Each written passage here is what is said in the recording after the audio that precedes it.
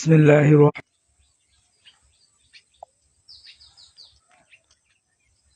আসসালামু আলাইকুম ওয়া রাহমাতুল্লাহি ওয়া বারাকাতুহু।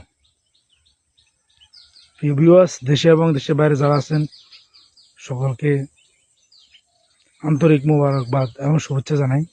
তো আজকের এই সুন্দর প্রকৃতির মাঝে একটা বার্তা দিতে চাচ্ছি, সেটি হচ্ছে আল্লাহ সুবহানাহু ওয়া তাআলা কোরআন পাকে বলেছেন, যে কোরআন মাজিদে বলেছেন, ওয়ালা তাহিনু ওয়ালা তাহজানু ওয়া আনতুমুল আ'লাউনা ইন কুনতুম মুমিনিন। এই আয়াতের মাঝে আল্লাহ সুবহানাহু ওয়া তাআলা বুঝাতে চাচ্ছেন যে মুমিন কখনো হতাশ হয় না।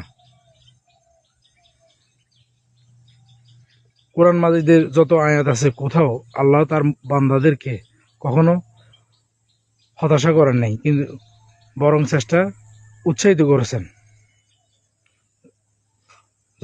যদি তোমরা মুমিন হও তাহলে হতাশ হইও না। তো আমাদের জীবন চলার ক্ষেত্রে একটা